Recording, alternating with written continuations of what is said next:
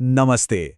कभी किसी फैक्ट्री में एक रोबोटिक आर्म को काम करते हुए देखा है? मतलब कितनी सफाई और कितनी तेजी से वो अपना काम करती है ना? ऐसा लगता है जैसे कोई जादू हो। पर उस जादू के पीछे, उस एकदम सहज दिखने वाली हरकत के पीछे विज्ञान और गणित की एक पूरी दुनिया छिपी हुई है। तो चलिए, आज इसी दुनिया में उतरते हैं और समझने की कोशिश करते हैं कि ये कमाल की मशीनें आखिर काम कैसे करती हैं। तो सवाल ये उठता है कि जब वो रोबोटिक आर्म किसी चीज को उठाती है तो उसके दिमाग में, अगर हम उसे दिमाग कह सकें, तो आखिर चल क्या रहा होता है? क्या वो भी हमारी तरह सोचती है? और इसका जवाब है बिल्कुल नहीं। वो सोच नहीं रही है, वो कैलकुलेट कर रही है। उसकी हर एक हरकत, हर एक मोड़, सब कुछ मुश्किल से मुश्किल गणितीय समीकरणों का नतीजा है। ये कोई फिलॉसफी नहीं, ये है प्योर साइंस। तो चलिए काम करते हैं, हम सब मिलकर एक वैचारिक यात्रा पर निकलते हैं और स्क्रैच से, मतलब बिल्कुल शुरू से, एक रोबोटिक आर्म बनाने की कोशिश करते हैं। लेकिन हाँ, ये करने से पहले ये समझना ज़रूरी है कि आखिर आज के ज़माने में ये इतनी ज़रूरी क्यों हो गई हैं। अगर हम दुनिया भर की बड़ी बड़ी इंडस्ट्रियल रीजन्स को देखें तो वहाँ रोबोट्स का इस्तेमाल लगातार बढ़ता ही जा रहा है। जापान हो, यूरोपियन यूनियन हो या फिर अमेरिका, हर साल हज़ारों की तादाद में नए रोबोट्स लगाए जा रहे हैं। और ये बस कोई ट्रेंड नहीं है, ये एक पूरी की पूरी औद्योगिक क्रांति है जो हमारी आंखों के सामने हो रही है।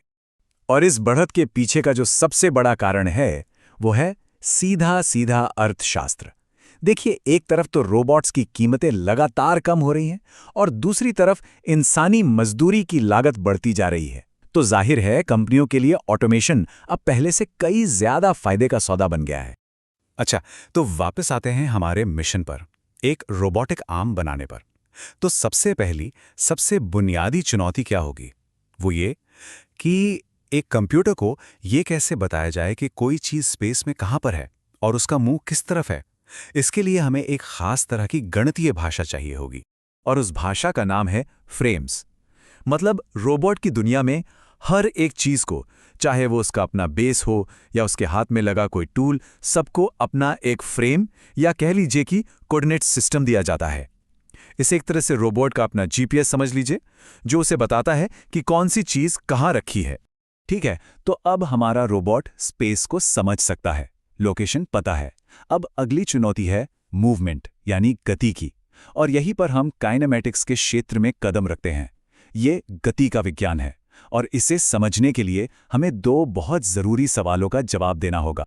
पहला सवाल है फॉरवर्ड काइनेमैटिक्स, और ये सच कहें तो काफी आसान है।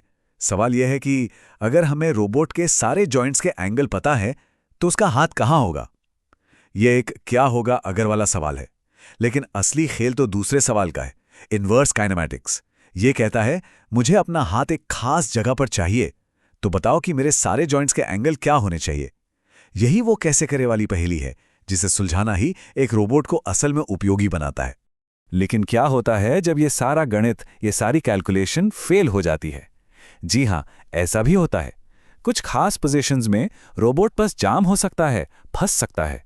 इसे समझने के लिए चलिए एक बड़ी मजेदार कहानी सुनते हैं। ये बात है पहले विश्व युद्ध की। एक गनर ने एक अजीब सी चीज नोटिस की।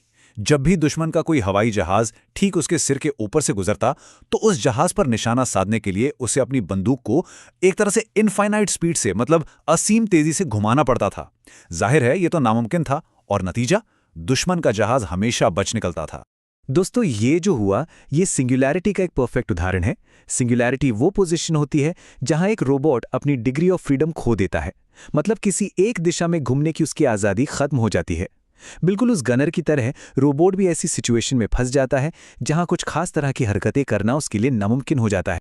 तो अभी तक तो हम सिर्फ ज्योमेट्री, मतलब शेप्स और एंगल्स की दुनिया में थे। लेकिन असल दुनिया में तो फिजिक्स भी है ना? वजन होता है, स्पीड होती है, फोर्स होता है। एक रोबोट को सिर्फ सही पोजीशन पर पहुंचना ही नहीं होता, उसे असल में कुछ काम भी तो करना होता है। और यहीं पर दो नए कॉन्सेप्ट्स आते हैं। पहला है डायनामिक्स। ये इस बात का हिसाब लगाता है कि आर्म को हिलाने के लिए, उसे स्पीड देने या रोकने के लिए कितनी ताकत या टॉर्क की जरूरत पड़ेगी। और दूसरा है फोर्स कंट्रोल, मतलब सिर्फ पोजीशन नहीं बल्कि बल को कंट्रोल करना। यही वो चीज है जो एक रोबोट को किसी शीशे को साफ करने या किसी सतह को पॉलिश करने जैसा नाजुक काम करने की काबिलियत देती है। चलिए, अब हम अपने इस वैचारिक रोबोट को बनाने के आखिरी पड़ाव पर पहुंच गए हैं, और वो है एक पॉइंट से दूसरे पॉइंट तक जाने के लिए एक कोऑर्डिनेटेड रास्ते की प्लानिंग करना। क्योंकि देखिए, सिर्फ मंजिल तक पहुंचना जरूरी नहीं है, वहां तक का सफर कैसा है ये भी बहुत मायने रखता है। इस प्रोसेस को कहते हैं ट्रेजेक्टरी जनरेशन। इसमें होता क्या है कि कंप्यूटर एक सिंपल से मूव कमांड को लेता है और उसे सभी जॉइंट्स के लिए एक बेहद जटिल सिंक्रोनाइज्ड मूवमेंट में बदल देता है। ये स्टार्ट पॉइंट और एंड पॉइंट के बीच एक इतना सुंदर और स्मूथ रास्ता बनाता है कि मूवमेंट कहीं से भी अटकती हुई या झटकेदार नहीं लगती। और लीजिए, इसी के साथ हमारा ये वैचारिक रोबोट अब तैयार है। लेकिन एक पल रुककर सोचिए, एक इतना साधारण सा दिखने वाला मूवमेंट और उसके पीछे कितनी सारी जटिलता, कितनी मेहनत छिपी हुई है। ये वाकई में विज्ञान की अलग अलग शाखाओं का एक हैरान कर देने वाला संगम है। ये सिर्फ मैकेनिकल इंजीनियरिंग नहीं है, जैसा कई लोग सोचते हैं। नहीं, इसमें मैकेनिक्स है, मैथमेटिक्स है, कंट्रोल थियोरी है, कंप्यूटर साइंस है और इलेक्ट्रिकल इंजीनियरिंग भी है। सच तो यह है कि रोबोटिक्स कोई एक अकेली फील्ड है ही नहीं, बल्कि इन सब का एक बहुत ही खूबसूरत मिश्रण है। जैसा कि लेखक जॉन क्रेग ने बहुत खूब कहा है कि रोबोटिक्स का अध्ययन करना एक तरह से खुद का ही अध्ययन करना है ना? हम जो भी मशीनें बनाते हैं, कहीं ना कहीं वो हमारे अपने शरीर और दिमाग की क्षमताओं की ही तो एक परछाई होती हैं। और यही सोच हमें एक आखिरी और बहुत बड़े सवाल पर लाकर खड़ा कर देती है। अगर एक साधारण से इंडस्ट्रियल आर्म को चलाने के लिए इतनी ज्यादा जटिलता की जरूरत पड़ती है, तो जरा कल्पना कीजिए कि एक इंसान के हाथ की बारीकी, उसकी सटीकता और उसकी हर सिचुएशन में ढल जाने की क्षमता, उसको दोहराने के लिए क्या करना होगा।